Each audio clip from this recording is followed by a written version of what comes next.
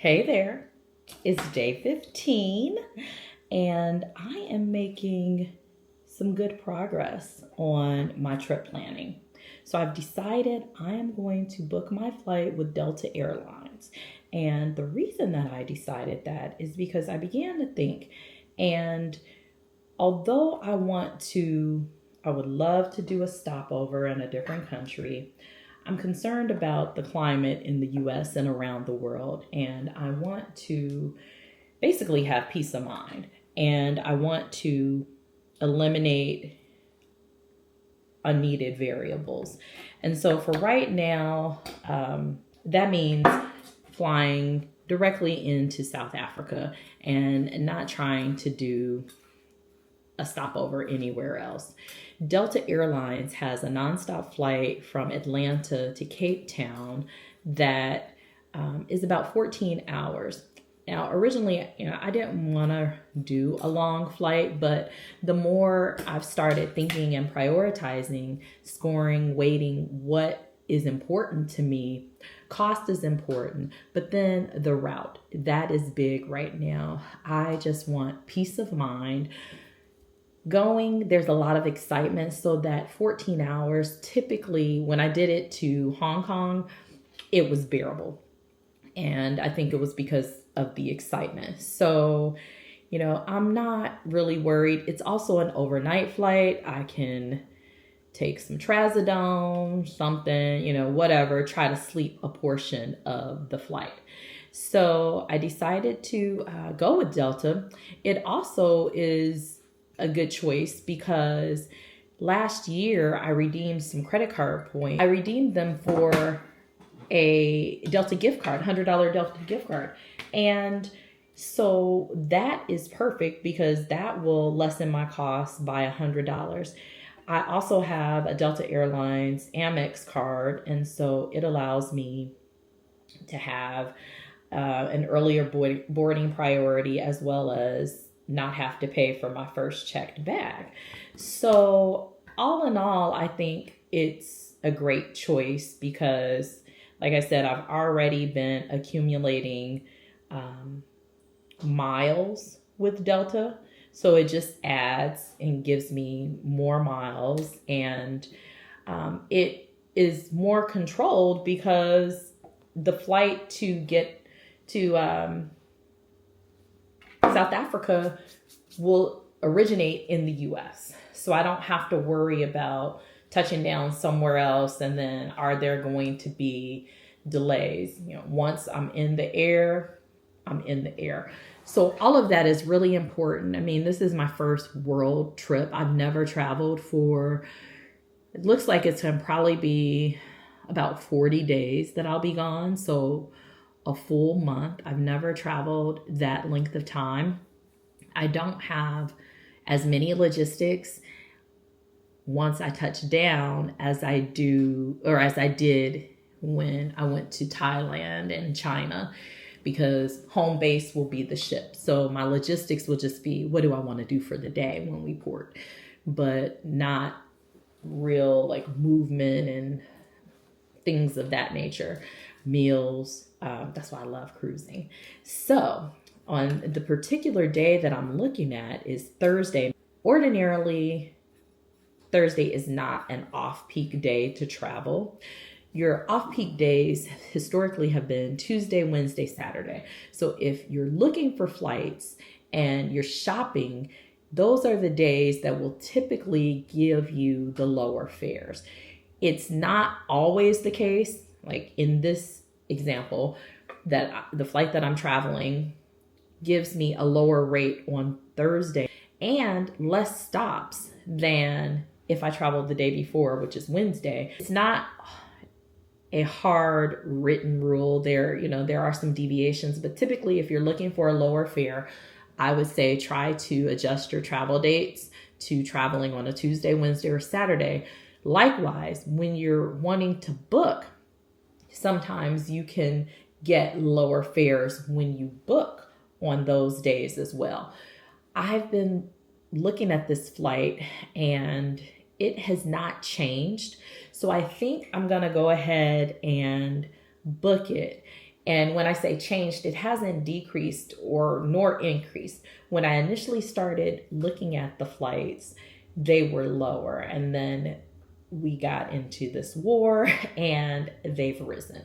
So I'm still on the fence as far as whether I'm going to just purchase a non-refundable ticket or a refundable. Refundable allows me to be refunded should I need to cancel, or if there is a price decrease, it allows me to be refunded to my original form of payment. Whereas the non-refundable, if there is a price decrease or I cancel, I will be credited in the form of a future travel credit.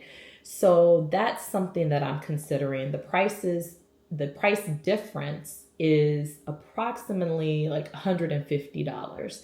So trying to consider.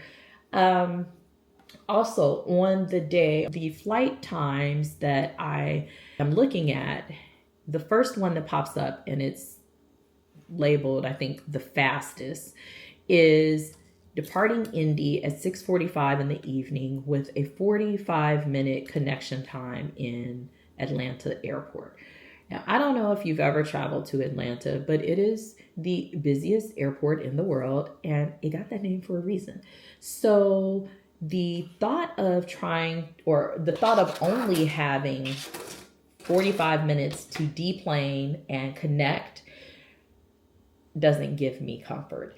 And ordinarily, I don't really care for long layovers, but the earlier time flying out of Indy departs at 5 o'clock, and it gives a 2-hour and 25-minute layover and basically connects to the same flight to South Africa, which departs at like 9:30 in the evening.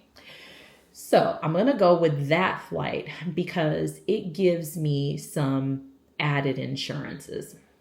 What are those? Number one, it gives me a plan B. If anything happens in Indy where I don't make my 5 o'clock flight, I have the 6:45 flight to fall back on. It also allows me time to connect without feeling extremely rushed. How many times have you ever been running through the airport trying to get to your gate? And not even because you're late, but that's why they offer a 45-minute connection time in Atlanta. Beyond me. But I guess they're like, hey, it can be done, but why put that added stress on yourself? The thought of it, I'll do the 2 hours and take my time. So that's what I'm going to do. I also contacted the cruise line because check-in time for the ship is June 1st at noon is when check-in begins. And we don't set sail from the port until Tuesday, June 2nd at 6 p.m. So I contacted them to find out, because this is the first time that I've ever sailed that doesn't leave the port until the following day. So you have on-off access, enough time to do some sightseeing and be okay. So I like that plan, and that's what I'm going to go with. And I guess the last decision is, which type of ticket am I going to book?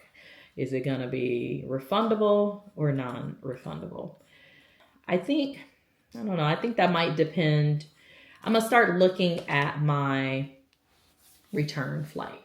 I'm not going to book it just yet. I'm going to wait to see, because the other thought that I had was that I don't have to rush to buy my return flight.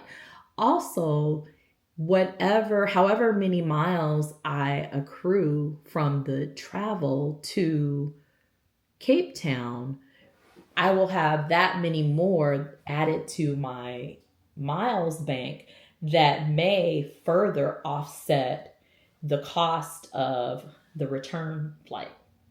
You see that?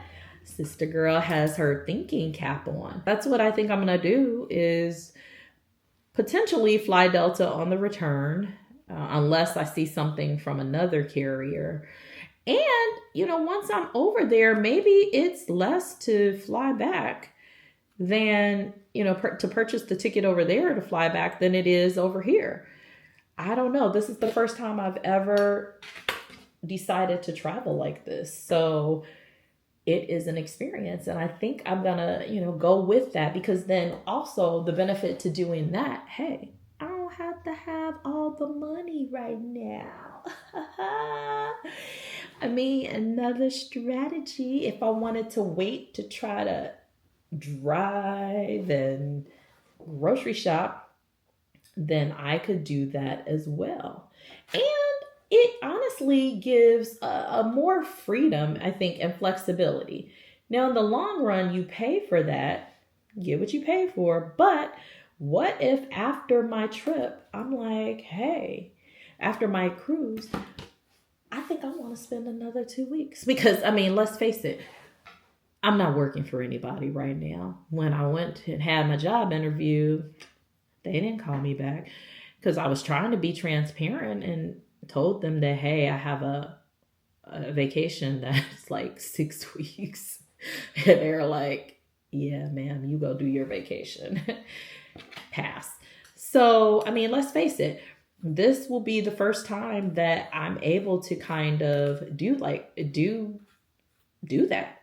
So why restrict myself and book a flight just yet? Because who knows? I might want to meet up with some of my friends over there. Because, yeah, homegirl has friends around the world. Ooh, yeah. Okay, that was cool. But, yeah, so that's what I'm thinking. Like, I think I'm just going to hold off on that return trip because, I don't know. I got a little bit of freedom right now and I'm going to use it. And the reason, here's the other thing. Ordinarily, summer is not the time to really travel. That is peak season. And so flights and things are more expensive because that's when the demand is there. People are out of school and they're trying to travel. So, but for me, it's strategy, because I told you, Mr. works every day. And so him no longer being at home, I have 2 dogs who have to be cared for. What this opportunity is presenting is my son will be home from college. So it's kind of like an exchange. He can care for the dogs in exchange for my car. For an 18-year-old, I think that's a win, right? One parent gone, you got another parent here, but then you have a whole car. I think that's a win for him. So that's what this opportunity is presenting to me, is the fact that I don't have to worry about the dogs. I don't have to worry about boarding. And so, with that being said, I want to try to maximize it. Now, yeah, so it's funny how my plans and my ideas, as I think about this more, are starting to shift. Because initially I was thinking, man, am I going to be tired and be ready to just get back home? But I don't know, because once I'm there, then it's a lot easier to move around.